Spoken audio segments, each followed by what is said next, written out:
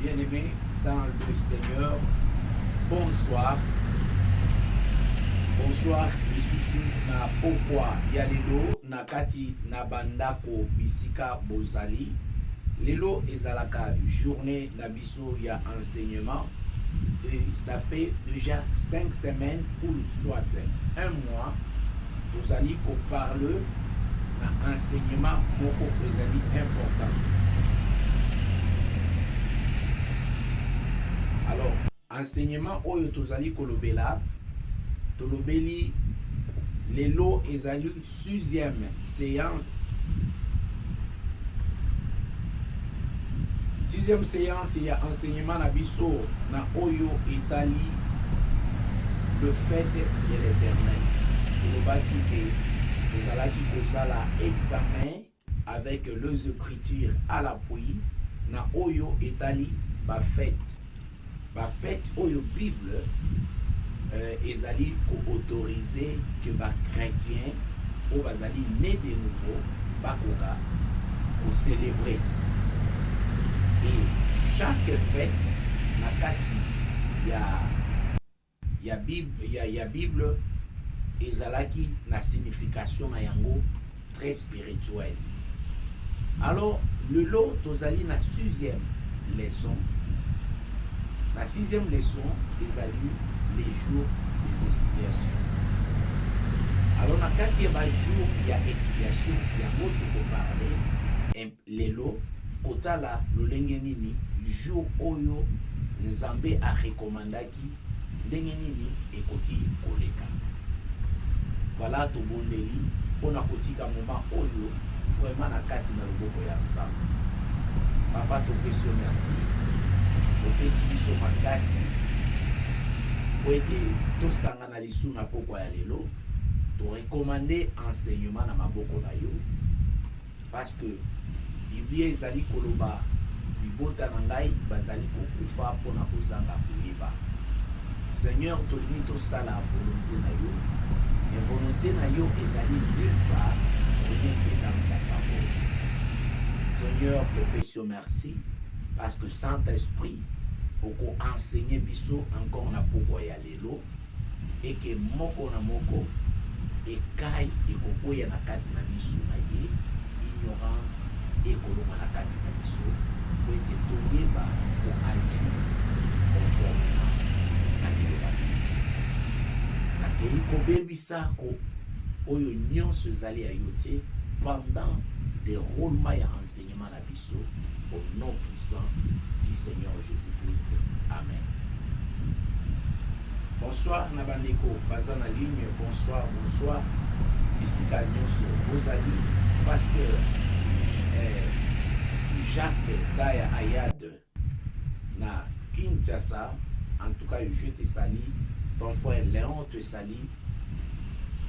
Bonsoir, Esika Rosali. Et puis, pesa mote, kote pa na biso, na restauration na Irlande, na libota na Zambie, tango pesana na babo.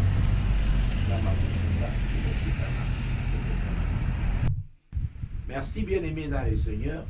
Tozali kolobela na ba fête, parce que ba fête ezali ebele, mais il faut koyeba eloko moko que c'est pendant ba moment il y a ba fête qu'il y a aussi des événements mystiques.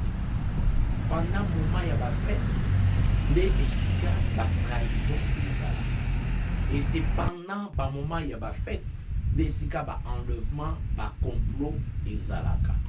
Yango ebongaki toyeba to examiner un à un ba fête oyo Nzambe a autorisé biso tosala, oyo ezalaki prophétie dans ancienne alliance et puis ezui accomplissement nango na nouvelle alliance. Tina ya biso kovanda kosolola makambo oyo na bopete nyonso yango wana, to acquérir encore connaissance à ce qui concerne le fait, puisque bientôt là pour ouvrir première fête oyo ezalaki recommandé to lakisaki yango que première fête oyo Nzambe a ordonnaki, a autorisaki, c'était la fête de Pâques. Toza kokende pe petit à petit na kati ya fête ya Pâques. Donc on a toujours kende petit à petit na fête ya Pâques.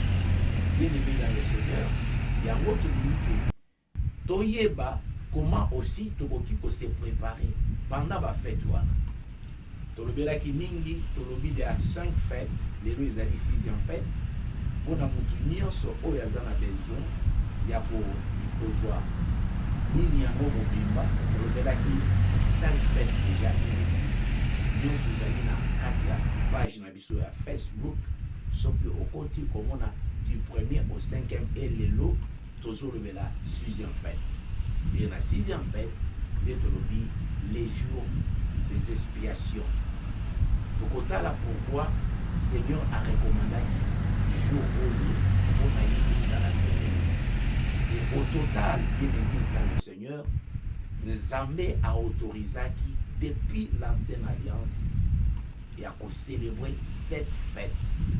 Où ils allaient qui vraiment biblique, où il a ordonné que le peuple va fêter cette fête. Et le qui aussi, pourquoi le chiffre 7, eza se répéter même pendant la fête. Alors lelo tozali kokende kolobela oyo tolobi ke les jours des expiations. Alors tolobela les jours des expiations tokokende un peu kotanga parce que awa toza na besoin juste totali parole ya nzambe et totali nini penser ya nzambe na kati ya parole oyo elobi par rapport na fête oyo yango komona na écran na yo tozali komona na écran na biso kuna okomona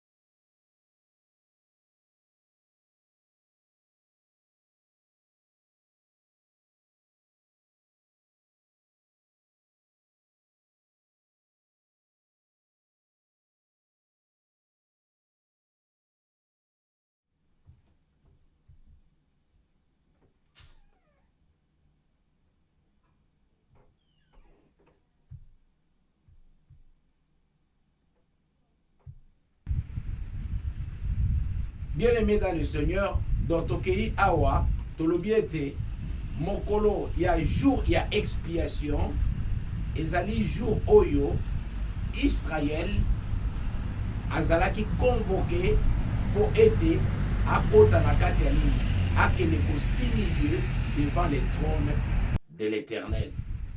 Et faites Oyo et Salaki que Israël, qui devait s'humilier devant les trônes. Alléluia.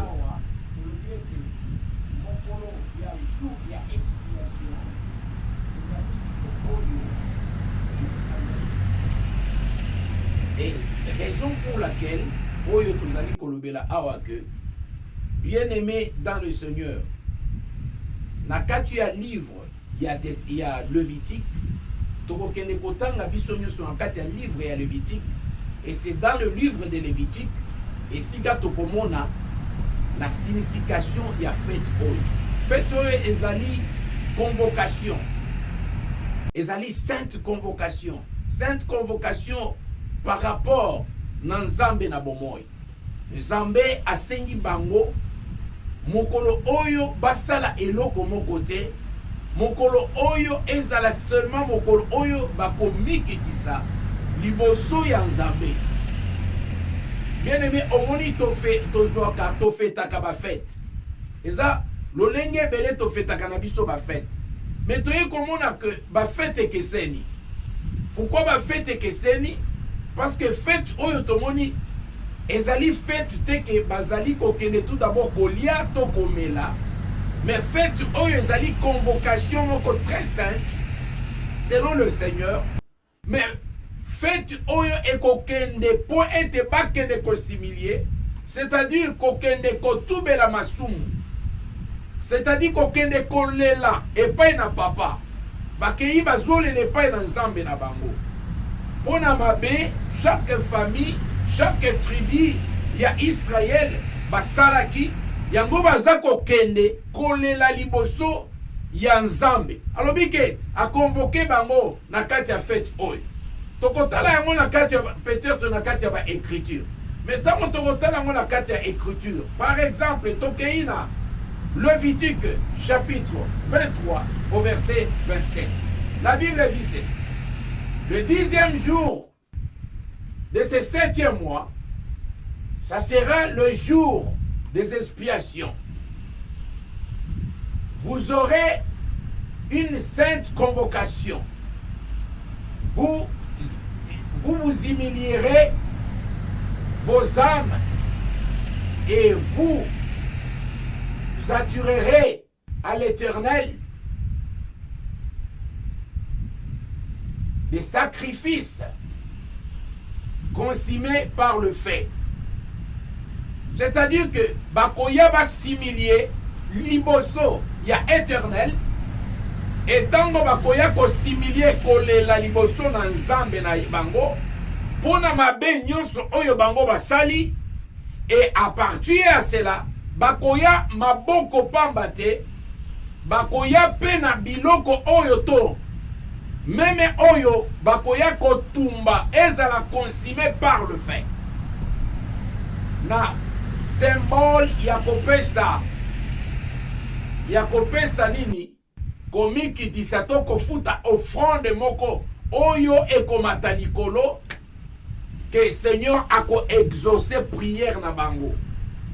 Donc namoni marque ya fête ezali parmi ba fête. Alors bien te ekozala une sainte convocation. Convocation wana ekozala juste pour na kosimilier. Et que Israël tout entier bako similier liboso ya Nzambe, bakolela epai na Nzambe, et bako offrir ba sacrifice consumé par le feu. Na livre ya Nombre chapitre 29 na verset 7, tokotanga pe encore une fois de plus pour la confirmation. Le 10e jour de ce 7e mois, vous aurez une sainte convocation et vous vous humilierez vos âmes. Vous ne ferez aucun ouvrage. C'est-à-dire que le nombre a confirmé toujours fait, mais à l'objet, bakosala ouvrage mon côté. Et l'autre mon côté, bakoki kosala. Donc, kosala mokolo mobimba. Et bengami, juste kaka. Pona kobelela mawana Nzambe, kotubela masumu na bango, kosimilie, kozonga na kati na bango moko. Bien aimé, fête moko ya kitoko, okoki ko penser nango te. Donc journée wana mobimba, il n'y a personne, mutu moko te akosala mosala. Mais bango nyonso bakozala po ete basala nini? Basala batubela masumu na bango. Alléluia. Alors, dans le livre Lévitique, dans le chapitre 23, dans le verset 29 à 30, la Bible dit ceci. Toute personne qui ne s'humiliera pas ces jours-là sera retranchée de son peuple. Toute personne qui fera ces jours-là un ouvrage quelconque je la détruirai du milieu de son peuple. Voilà condition. Tango Zambe asengi sainte convocation wana. Yokaba instruction ezali ko accompagner sainte convocation. Pour être bakele ko similier. Mutu moko te akota na ouvrage na ye. Asala mosala moko te. Bien-aimé dans le Seigneur, je pense que Nzambe na peuple ya Israël, en tout cas babanaye ko collaborer. Donc tango motindo ekwei, mobeko ekwei.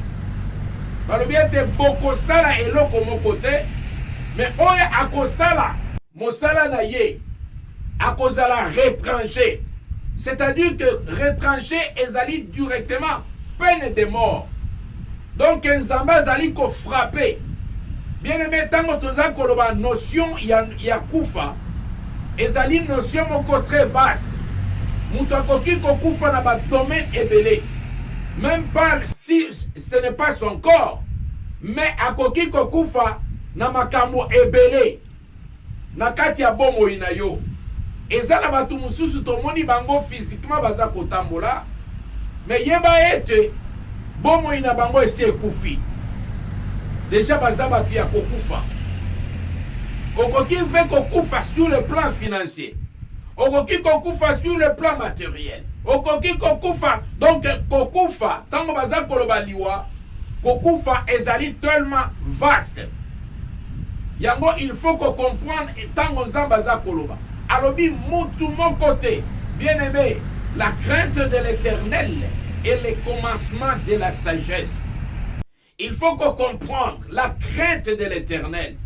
Awa il s'agit ya lolenge ya kobanga parce que muto azana kobanga nzambe akoto saliloba na nzambe. Yango na livre ya Deutéronome aza koyebisa bango na 32 alobi na 33 alobi na bango, si tu obéis à la voix de l'Éternel ton Dieu en mettant tous ces commandements que je te prescris aujourd'hui, voici toutes les bénédictions qui seront ton partage si tu obéis.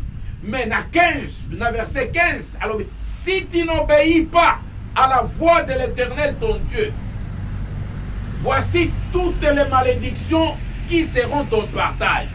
Tu seras maudit dans la campagne, tu seras maudit dans la ville, ozala na poto tu seras maudit, ozala wapi tu seras maudit, et le cognon sokosi me kozala maudit, parce que obéir te na liloba ya nzambe. Parce que mingi tolobaka, c'est la bénédiction de l'Éternel qui enrichit. Ce qui est là, balobi sainte convocation na ezali, ba tumusu ba koloba, ngana kotika musala te. D'ailleurs, ce qui n'a tiki musala manager akobenga na ngai. D'ailleurs, ce qui n'a tiki musala lelo, balobi jour moko, il y a sainte convocation. Mutu moko te asala eloko moko te. Mais boya bino nyonso. Boya na liboso elongi nanga, et avec une offrande et qu'on a consumé par le feu. Ponako la kisa ko accompagner prière na bino. Liboso ya nzambe. Alors peuple ya Israël ba yebisi bango. Mutu oyo akosala mosala mukolo wana akozala retranché. Alléluia. Donc Bible est claire. Et ça clair. Le 10e jour, Nombre chapitre 29, verset 7. Le 10e jour de ce 7e mois, vous aurez une sainte convocation. Et vous humilierez vos âmes. Vous ne ferez aucun ouvrage. Donc, dans Lévitique 23, 29 à 30, toute personne qui ne s'humiliera pas ces jours-là sera retranchée de son peuple. Et toute personne qui fera ces jours-là un ouvrage quelconque, je la détruirai au milieu de son peuple. Destruction. Bien-aimé, ndenge toza ko vivre boy. Ezana batu mususu soko zana discernement te.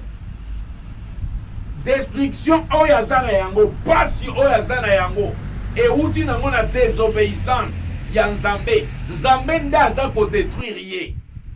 Peut-être yo komona que obandi kolandela ye kutu na bapriere oyo bana koorganize bapriere or azali moto oyo atosi liloba na nzambe te, atosi mibeko na nzambe te, alors nzambe a frappé ye. Un jour j'avais dit, c'était dans Olive TV, dans le bien été, frappé par Dieu. Bien aimé, soki nzambe a frappé yo, nani a kokote la yo. Soki nzambe a maudire yo, nani a kokote la yo.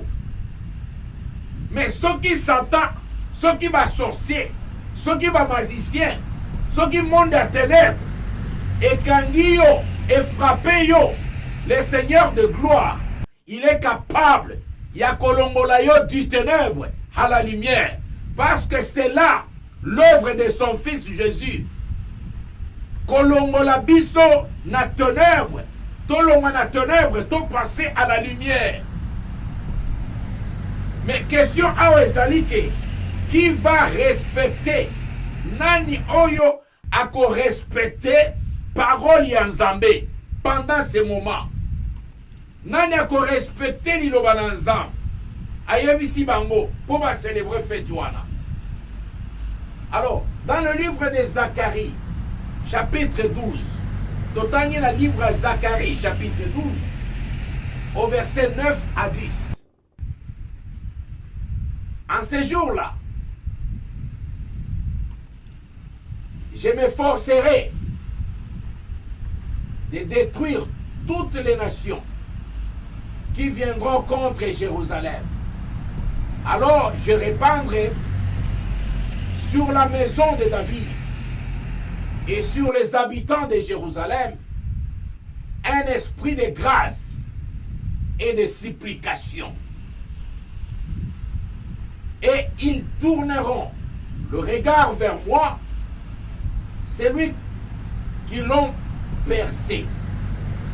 Ils pleureront sur lui comme on pleure sur un fils unique. Ils pleureront amèrement sur lui comme on pleure sur un premier-né. Alléluia.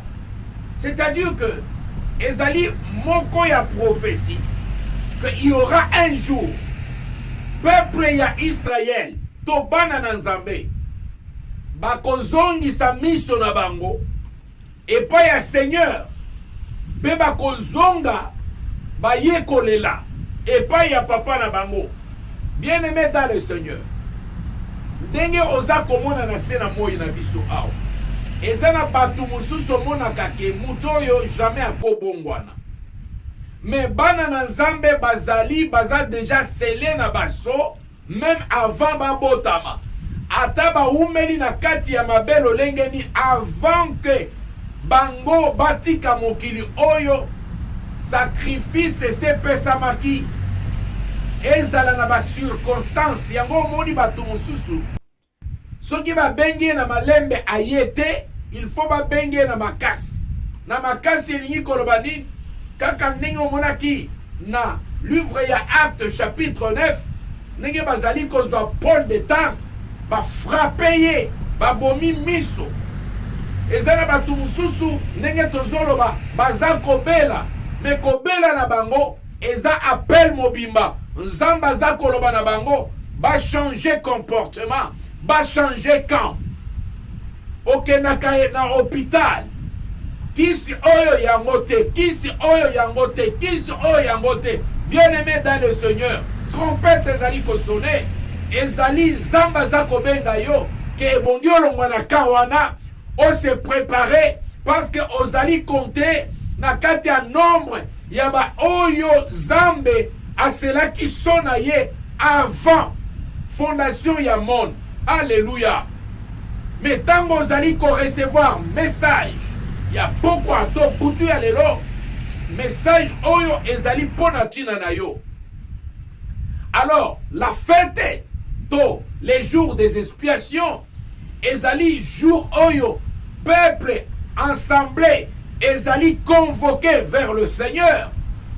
Pour bakende kotube la masumu na bango. Fête kitoko makasi. Pour bakende kotube la masumu na bango. et bakozala accompagné na une offrande. Voilà objectif ya 6e fête.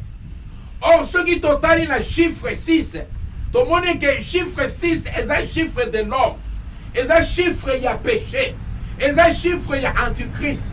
C'est-à-dire que fête oyo ezali ko tomber na moment ya maram. Pourquoi? Parce que c'est là où les autres ezali ko dominer ma casse.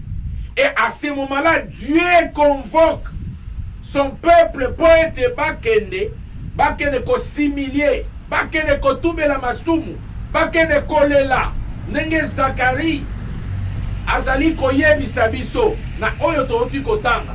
Bien-aimé dans le Seigneur, bakolela lokola mutu azali kolela premier né na ye. C'est-à-dire que lokola mutu to mama oyo aza kolela mwana na eka moko oyo ba mama na biso ya mangala balobaka liso na nga moko, liso na nga bayebi soke liso na yo wana akufi, liso na yo wana aza lisusu na bomo ite. Bien-aimé dans le Seigneur, on comprend que kolela ya mama na ekozala okoki ko consoler ete. Oko consoler ete ezali très important. C'est pourquoi toza koloba na bandeko tolobi ete to parcourir ba fête, to tamboli na kati ya ba fête. Alléluia. Toza na un peu na un problème muke na niveau ya climat to mon pepeza makasi mingi. Je pense que internet ezana problème muke. Peut-être bokolanda biso na pasi mingi, mais tozali kokoba muke potokoma na suka ya programme na biso. Voilà, bien-aimé dans le Seigneur, comme je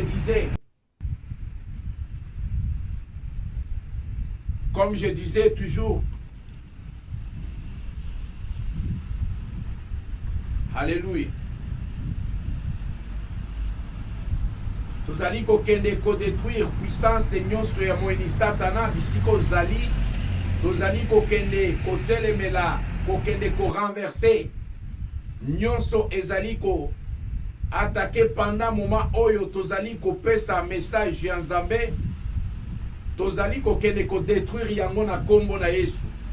Seigneur Dieu de gloire, na kei ko bebisa puissance nyonso ya monde satanique, ya monde diabolique, ya monde o nyonso ezali ko attaquer même na niveau ya technologie bisika bana na Nzambe bazali, parce que Satan ayebi ete kolongola ignorance na kati ya bato ezali eloko ya motuya na moment oyo nyonso ezali attaquer nazali ko détruire yango systématiquement au nom puissant du Seigneur Jésus-Christ. Na kei ko détruire puissance nyonso satanique, na kei ko poser silence na kanya diable. Silence au nom de Jésus-Christ. Allez, silence au nom de Jésus-Christ.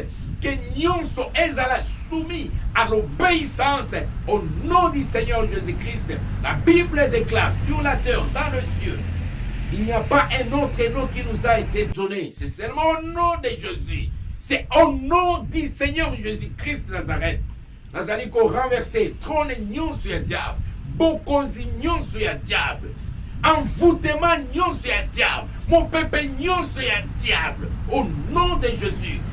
Na kati ya bandako bisika nyonso internet nazali ko soumettre yango ko tout ça au nom de Jésus jusqu'à la fin.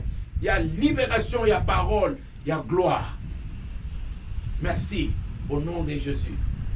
Alors, il y a mon bien de Zacharie na kati ya livre na ye na chapitre 12 na verset 9. Autiko alobike ezali lokola mama aza kolela likolo ya nani, likolo ya mwana na ye kaka moko, liso na ye kaka moko. Souvenez-vous d'Abraham, tant amemaki Isaac, donc liso na ye moko. Ce qui message donné comme akepai na Sarai, elingeza la catastrophe. Bien-aimé dans le Seigneur.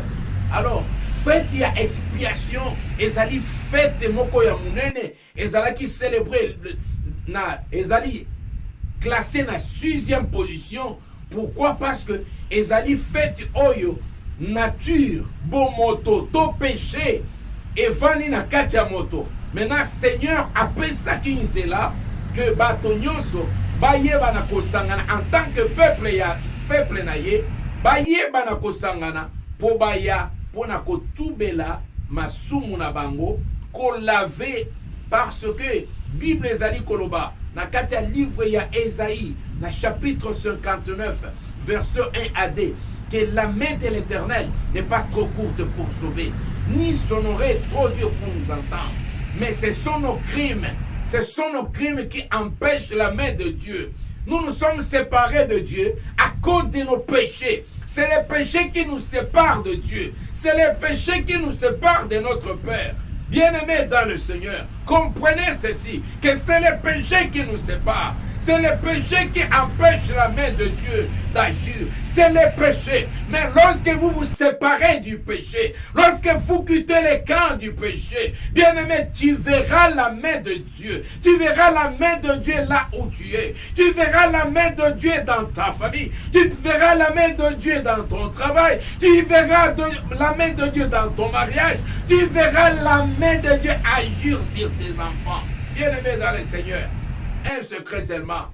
Il faut fuir le péché, pratiquer la sanctification, persévérer dans la sanctification. Et lorsque vous persévérez dans la sanctification, alléluia. Tout ce que tes mains vont toucher et kopambolama. Parce que okozala lipamboli. Parce que eloko yokoloba. Nzamba koyoka pe azako sala yango. Alléluia. Alléluia. Yango lobiete du ténèbre à la lumière. Les jours des expiations. Mais mokolo oyo ekoki pe kozala feti moko yo moko pe osomi pe soyebi conduite na yo oyebi molimo na mosanto oza na kati na yo. La sainte convocation, c'est l'appel, c'est la voix maintenant pour le moment ezali voix ya Saint-Esprit oyo ayaka ko convaincre biso na ba péché, oyo ayaka ko lakisa biso que non. Mon frère, ma soeur, tu n'as pas bien agi. Tala nenge oza kotambola. Tala nenge okomi. Tala nenge oza komi lokayo moko. Bien-aimé dans le Seigneur. Alléluia. Bien-aimé dans le Seigneur. En ce moment-là, bien-aimé. Bakotinda yote parce que l'Esprit de Dieu, Asana katina yo, a recommandé. Retire-toi. Va demander pardon. Va fêter une fête des expiations. Va fêter une fête que tu vas pleurer devant le Seigneur. Va fêter une fête que tu vas demander pardon à l'Éternel pour toutes les mal, pour tous les péchés commis. Bien-aimé dans le Seigneur. Osala, o comprendre. Iloko oyo que Nzambe ce que rotala na première fête, il est là la 6e fête.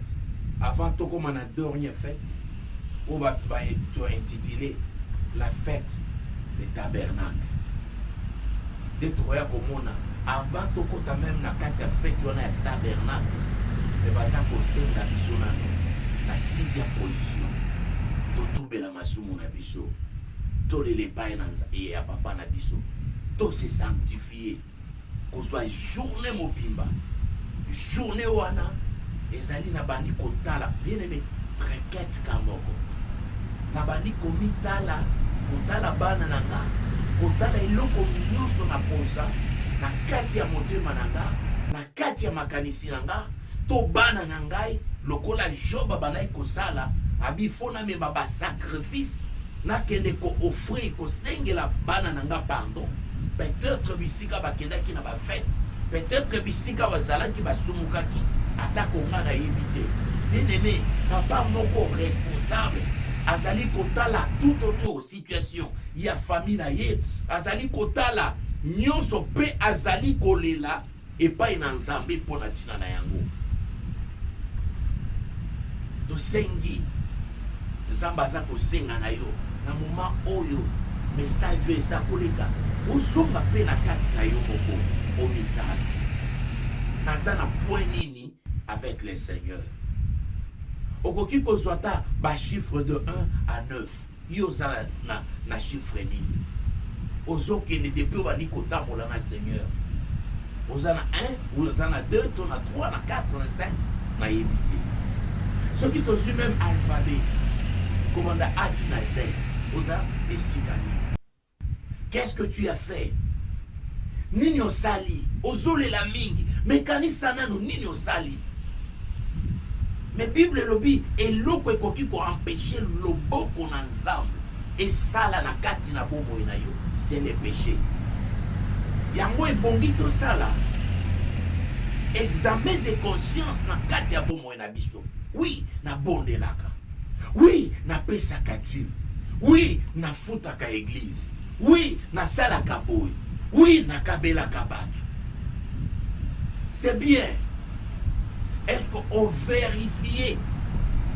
Parce que vous constatez que okoki ko corrompre nzambe. C'est ce que beaucoup de personnes va penser.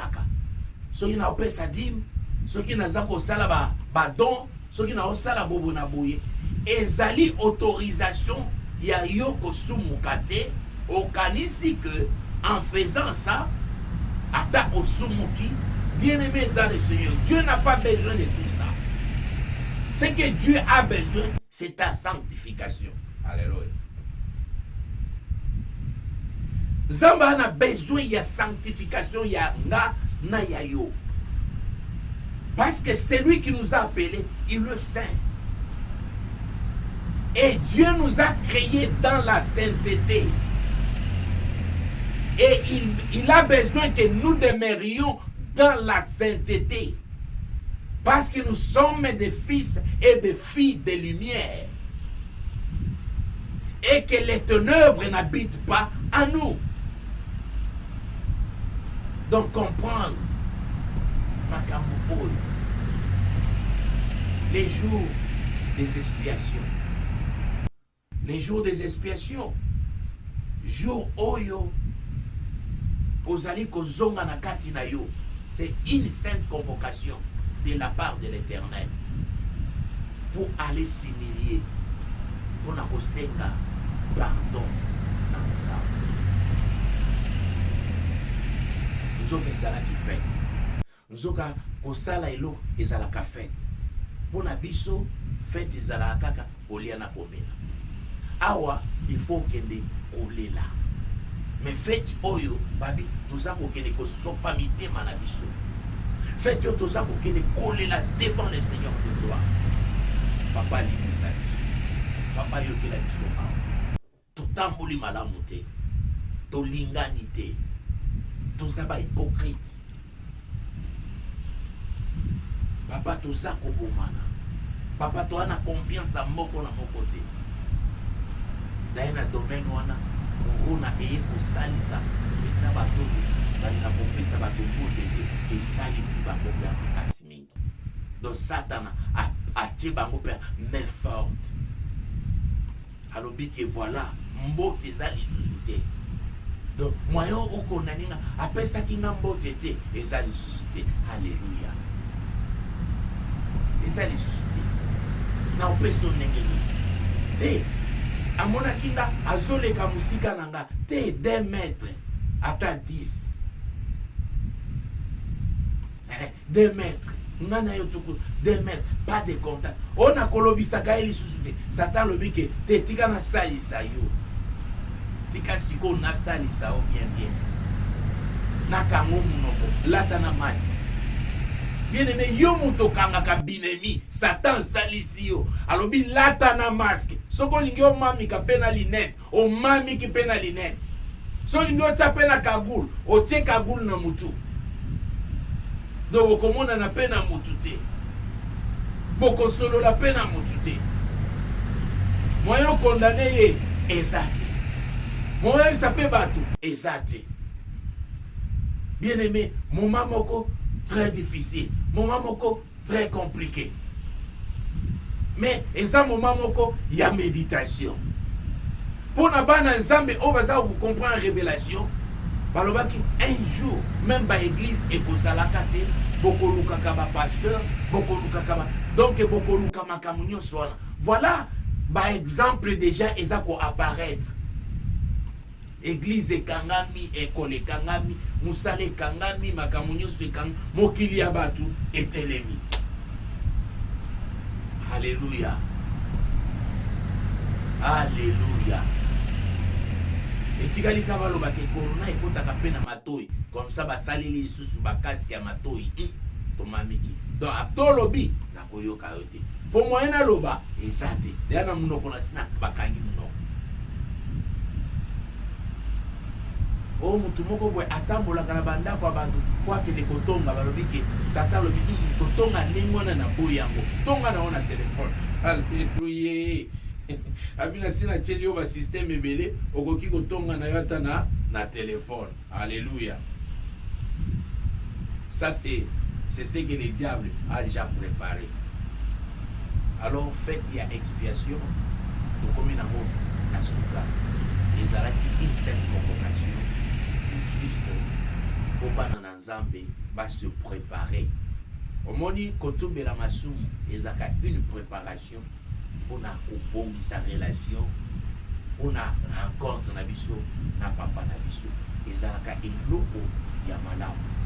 Et pendant ces moments, c'est un moment vraiment il y a recueillement, un moment il y a réflexion, pour réfléchir vie na yo côté yo uti na côté oza kokende, parce que côté oza kokende oza na besoin okutana na mokeli okutana na Nzambe. Mais mutoza kokende kokutana na ye sur un lieu saint. Ya mwana yebisaki na Exode chapitre 3 ayebisi Moïse esika mabele oyo telemi eza mabele esantu ebongi olongola sandale na makolo na yo parce que pour otelema na esika wana. Bien aimé dans le Seigneur, Nzambe balukaka ye, mais balukaka ye lolengeni balukaka ye na kati ya sainteté. Alléluia. C'est Dieu là est saint. Balukaka ye pe na kati ya sainteté. Soko koluka Nzambe na kati ya sainteté ekozala malamu mingi. Alléluia.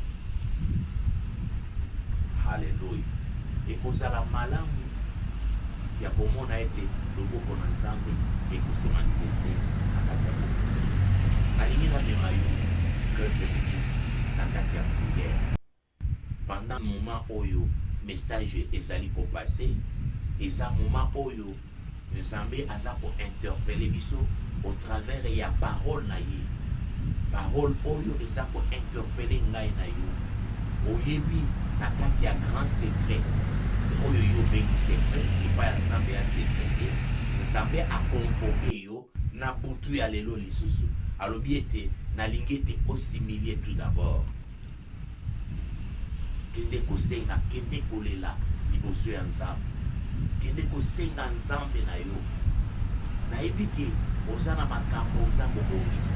Me yoka mongongo wa Nzambe aza koyebisa yo. Omoni ba projet oza kosala wana.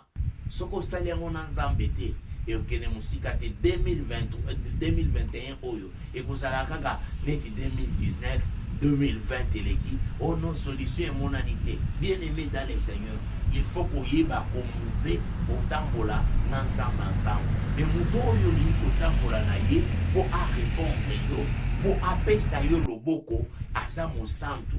Alors lokola asa mosantu asa ko senga pona ko pusana po ozala na accès pa na ye, il faut que se sanctifie. Abanaï comme sa peuple ya Israël au travers ya serviteur Moïse a ébissété. Yébissa bango pas se sanctifier parce que l'homme n'a pas bango. Bien mais pona komona Nzambe, pona kokutana na Nzambe, pona koyoka Nzambe. Pour être Nzamba poussant, il faut qu'on se sanctifie. La Bible dit ceci: cherchez la paix avec tous et la sanctification, sans laquelle personne ne va le Seigneur.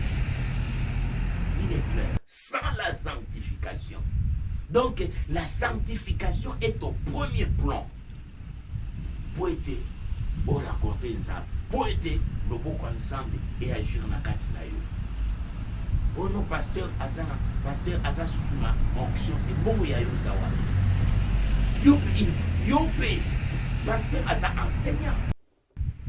A enseigné pour Babike, Boyoki, Boja en pratique. C'est en pratique. Israël a tamboula qui n'a Moïse, mais un jour Moïse a dit. Il faut pratiquer autre chose pour côté. Parce que ça les ainsi dit le Seigneur. Tout keneko se recueillir pour un moment moko ya muke poto senga Nzambe ayo na bolimisa biso. Nzambe ayo kila biso mawa na oyo kusali ekomisi bon Nzambe te. Tuza kokele kobonde.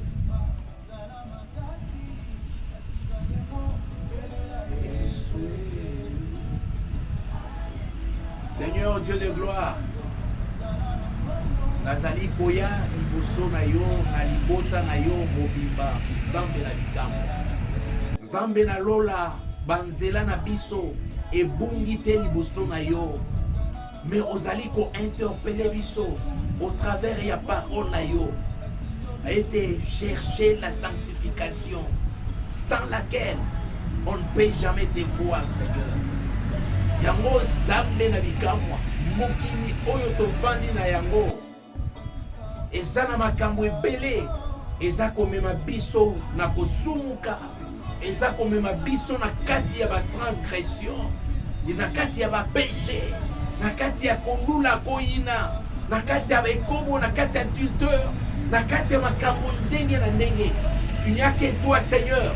Olobi ete oya kozala sincère liboso na yo, oya kofongola motema na ye, oya kotumela sincèrement na kati na ye moko. Seigneur Dieu de gloire, ozawana pona ko sanctifier ye, ozawana pona ko bikisa ye, parce qu'il y a un sang oyo epesamaki, il y a un sacrifice epesamaki afin que tozala sauver.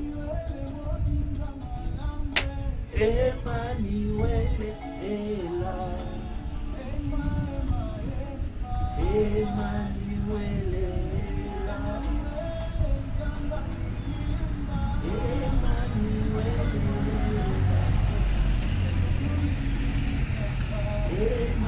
Emmanuel est là. Emmanuel est là. Emmanuel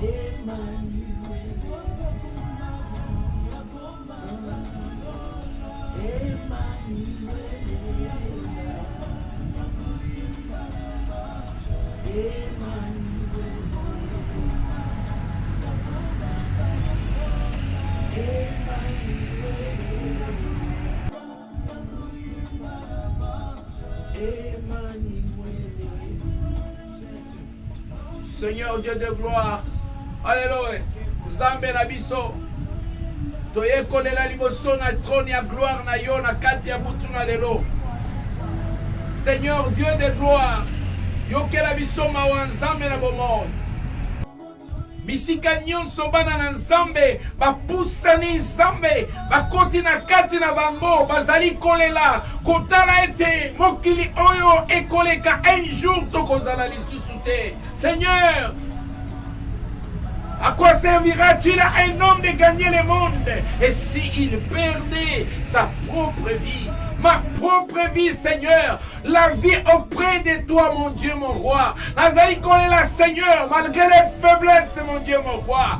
Aide-nous, Seigneur, à surmonter. Aide-nous, Seigneur, à combattre les bons combats de la foi. Oh, aide-nous, Seigneur, à surmonter tous ces combats. Alléluia. Tous les défis, le péché que le diable nous propose, Seigneur. Oh, dans l'élévation, Seigneur, dans le travail, dans la vie courante, mon Dieu, mon roi. Oh, nous te supplions, Jésus, aie pitié de nous, Seigneur. Alléluia. Parce que tokoki atamukete nzambe la bikamwa. Soki ndekolobi ete akoki nzambe toza kosala o menteur. Alléluia. Toali kosenga mawana yo nzambe na bomo kati kati ezala pona bana na biso nzambe na bikamwa. O nzambe mutu moko azali susu olobi la Bible déclare tous ont péché et sont privés de la gloire de Dieu. Seigneur, tolingi tomona nkembo na yo. Tolingi tomona nkembo et pour voir ta gloire il faut qu'on se sépare du péché. Il faut qu'on se sépare du... Il faut qu'on divorce du péché. Éternel Dieu des armées. Alléluia. Seigneur, mawana yo nzambe na bomoi.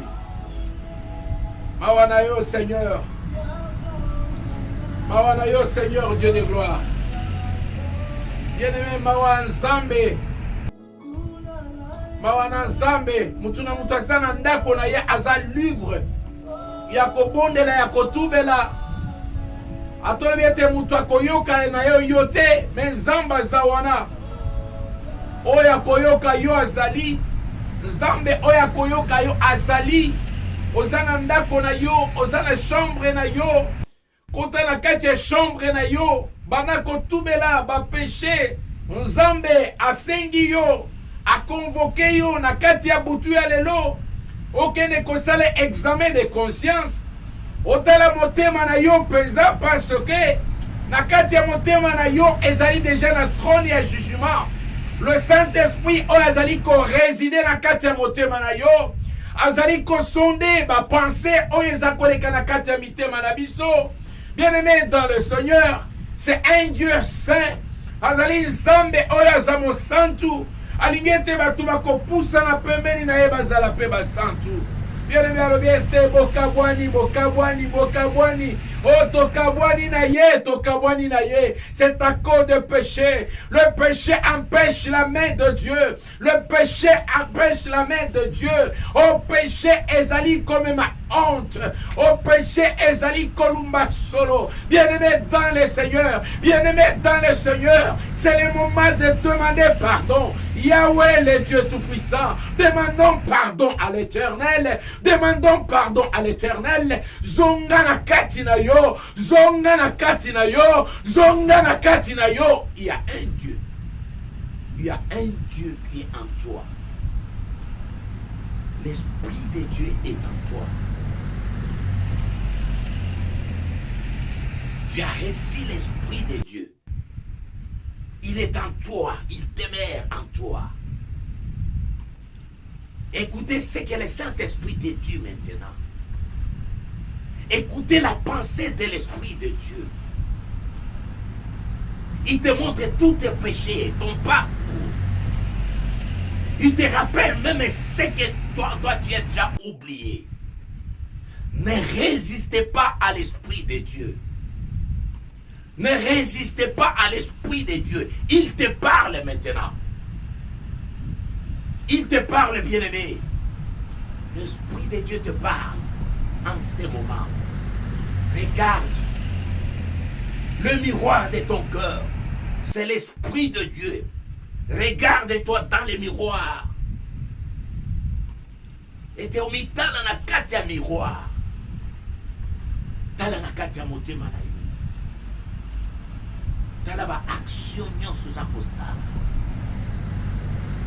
Bien-aimé, oyo eza butu ya makambo. bamosusu bakolamuka te, bakolala tokolala biso nyonso kasi bamosusu bakolamuka te. Il y a un mystère qui est caché. Ce n'est que le Seigneur de gloire qui sait. Tokosala ba programme, tokoki koloba ndenge tolingi, mais il y a un mystère qui est caché. Tokoki kolala tolale libela. Mais pendant que Osako yoka message oyo, c'est le moment de méditer ta vie. C'est le moment ya kobondela lolenge nano obondela te. C'est le moment ya kobondela ou bien et ça lokola ba yebisi yoke. Il te reste seulement 1 minute pour okata motema na yo. Maintenant, il faut bimisa malobano ya suka. Il faut bimisa malobano ya suka. Entre en toi, bien-aimé. Zonga, le Saint-Esprit te parle. Tu es visité par l'Esprit de Dieu. Et loko obanaki kokana kosala yangote. C'est très mauvais. Alléluia. C'est très mauvais. Et loko kanaki kosala yangote. Kosala yangote kwa mene ona kati ya kufa ya makasi. Kosala yangote. Ne faites pas ça. Ne faites pas ça. Ne faites pas ça. Tu écoutes la parole de Dieu. L'Esprit de Dieu te parle. L'Esprit de Dieu te parle. Ne faites pas ça. Ne faites pas ça. Et sa résolution yamabi aussi na kati ya motema na yo. Ne faites pas ça. Alléluia. Alléluia. Humilie-toi. Humilie-toi. Humilie-toi devant les trônes. Voilà une sainte convocation de la part du Seigneur. Azakusenga osimilie, azakusenga ozonga, azakusenga ozonga, humilie-toi. Il te connaît, tu as bloqué beaucoup de choses toi-même. Yomoko ozali, yomoko zasu, tokia yomoko. Parce que au bloqué makambo ebele, au bomba qui déjà ozala yako bambo na mabanda kala. Mais le péché t'a bloqué, le péché t'a bloqué. Libère-toi encore cette nuit au nom de Jésus. Libère-toi au nom de Jésus. Azoui bisayo, Saint-Esprit azoui bisayo. Pe oyebi pe ozoyoka, mais kokanga motema te. C'est toi, Esaïo. Kotala mutwa sa pembelite, Esaïo, c'est toi. Asako yebi sande yo. Fokola motema na yo. Il y a quelque chose. Il a des loko moko ya mabe. Esako ya ni position na yo. Na ensemble, asako longola yango. À une seule condition. Ouvre ton cœur. Ouvre ton cœur. Ouvre ton cœur. Il y a quelqu'un qui a ta vie entre ses mains. Il te parle maintenant. Il te parle, toi, alléluia. Il te parle. Tu es visité par l'Esprit de Dieu. Il est là. Il te parle. Alléluia. Gloire soit à Dieu, Seigneur. Thank you, Jesus. Thank you, Jesus.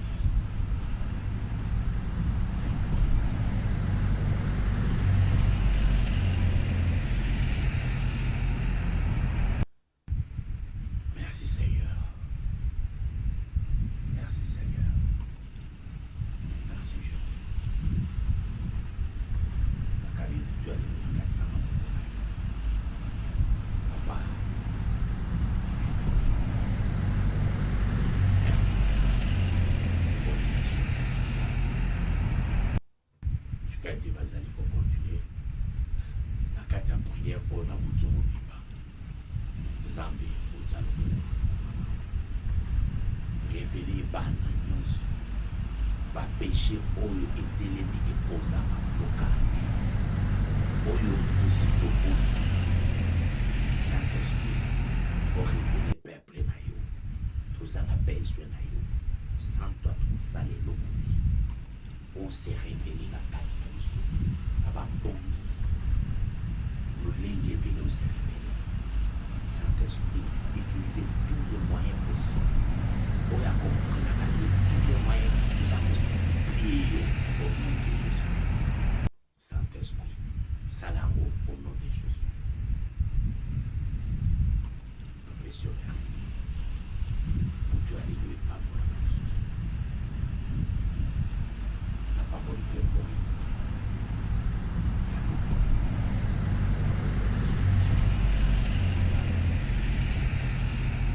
Voilà, bien-aimés, nous sommes presque à la fin. Tokomi na suka Zambe na lola aibana kopambola moko na moko azaki na lui. Alors tokosuki ça enseignement na biso sur le fait de l'Éternel avec le don de fête la fête de tabernacle et kozala vendredi prochain. Et na kati ya vendredi prochain wana tokokota yango bongo te, tokokota yango na sujet na biso ya 6e fête. C'est-à-dire que le vendredi prochain biso nyonso tozala na jeûne et prière. Et tokobanda yango jeudi na minuit, jeûne et prière jeudi na minuit. Et tokoya kofongola yango juste après prière na biso ya 20h nde tokofongola yango. Ezali une saine convocation et pendant cette journée tokosenga prière moko kaka, tokozala biso nyonso tokotubela masumu na biso, tokokende kolela liboso ya Nzambe mpona bana na biso, mpona bomoi na biso, lolenge totamboli na Nzambe. Moto na moto akosala examen de conscience akozonga na kati na ye moko. En tout cas vendredi prochain déjà parti à jeudi à minuit déjà tomati mpona koya kokita rien que mokolo ya vendredi après prière ndenge ezosila boye nde tokiti komela mai te, kosimba eloko te, soki ozomela kisi komela pe kisi te, kosala eloko te, kobanga eloko moko te, tosakaka na mokolo wana oyo ekosalema mpo na yo ekozala ebele koleka. Moto asala kisi eza Nzambe ye moko, mpe Nzambe wana ye moto ayebi so te. Soki oza sukile ya kisi moko boye, Nzambe oyo atelemisaki makila oyo bandaki kotanga badoktere bakokaki te, atelemisaki yango. Lelo bato ebele na badoktere bakufi bakoki kotelemisa eloko moko te. Soki toza na bomoi eza parce que Nzambe ana besoin ki toza na bomoi. Peut-être déjà pour la continuer pour prêcher encore royaume. Donc vendredi eza mokolo ya prière, requête eza moko, kosenga lipa te, eloko moko te, tokolela kaka mabe na biso, masumu na biso, biso ya mokolo. Pe akolela tozwa décision ya makasi ya oyo eza mabe etika, parce que Nzambe aza na posa na yo, aza na posa na nga. Nzambe asengi biso tokende na kati ya sanctification. Voilà, c'est à ce point que tozali kosi ça message na biso ya lelo. Lobilo ezali samedi na 21h, na 21h juste tozali na émission Juste la réponse avec Pasteur Doudou. Tozala na David Ilunga na Pasteur Léon, tozala na plateau pour répondre à la question oyo eba invité biso poto eba na répondre conformément à la parole ya Nzambe. Nzambe apambola bino soki okoki kopartage message oyo esika ozali oshare opartage ozala malamu mingi malamu mpenza. ezali na mona banani baza deja baza na lini awa bao baza kolanda message, pesa tana no bopesa ata mbote otiaka loboko otya oke totala avant topambola bino tozwa lipamboli ya suka tolingi manifeste. Naza kolanda ba oyo baza wana amate teke twete belesi ba o baza wana banda kotia oke otala banani baza wana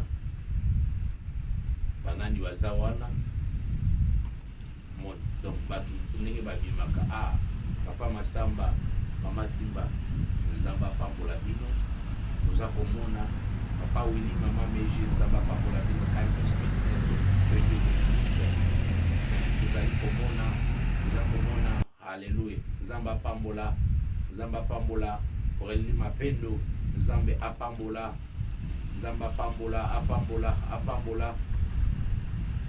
ba oyo baza wana Pasteur Alpha Bokolo, Restauration d'Eben, que Dieu te bénisse comme Dieu. Zamba Pambola, bandeko nyonso baza wana, soko oza wana osali signe ki naza wana, Zamba ebana kopambola yo. Soki donc signe ebimi te, Pasteur Dougala na mama Mimi, Nzambe apambola bino, abondama. Voilà, bandeko oyo bazalaki na ligne, parce que 6 personnes na ligne epai na ngai. Voilà, Nzambe aibana kopambola na Nzambe apambola papa Eva na mama Kadete, Nzambe apambola bino abondama, Nzambe apambola mama Gina, Nzambe apambola bino. Voilà, tokomi juste na sudan soki oyoki te, donc c'est-à-dire que namoni loboko mosapi wana te, yango wana nalobaki ke vaut mieux la fin d'une chose que son commencement. Voilà, tokutani sur lobby à partir à 21h na studio na biso. Avant ya ko clôturer une tozali kosenga na Nzamba pambola papi Kasulo na mama Shako na mboka ya Turquie baza batir kwa Nzamba pambola bango. Tolobi bana nyonso bato nyonso balandaka chaîne na biso, tozali na besoin esta onde mama Nzamba pambola mama Mami na papa Nono Ngonde de Switzerland, Nzamba pambola bino. Tosengi na bandeko nyonso oyo baza kolanda, tozali na cagnotte oyo tozali kosala mpona kosoutenir chaîne na biso. Soutenir chaîne na biso mpona nini? Parce que aussi longtemps pour baprogramme eza kozala ezozwa nini, eza kosenga biso cagnotte ya internet ya makasi, eza na vitesse ya makasi, ezala internet ya ndako te, eza internet ya ndako te, mais ezala internet rien que mpona chaîne na biso, yango nde ekopermettre ke kosala mpe ekende liboso. Alors soki Nzambe a touché yo ndenge ozali, soki a touché yo, bon Nzambe akotouche kaka bana na ye mpona ndimi te Nzambe atouche bana ya Satan. Soki bana ya Nzambe bazali, Nzambe a touché yo, na oclôturer émission te. Soki Nzambe a touché yo, alors olobi kaka ngai, okomi kaka ngai, mais koloba eloko te, ngai ka ndenge toza na ligne, parce que ezosalemaka na moment oyo bout, parce que toza na besoin ya internet mpenza ya makasi po ete mission na biso makambo nyonso ezala na kimia. Soki ozali wana osanonsi olobi ngai, okotiaka mwa eloko moko na kati ya enveloppe na yo, ndenge Nzambe akosimba yo, ale tokozwa to renforcer internet, bato mosusu mpe bakopambola mame yo okopambola makoleka. Nazozela sikoyo réaction nani kokota esigne mosusu te, loba ngai mpo basigne ya maboko boye na comprendre ke yango te.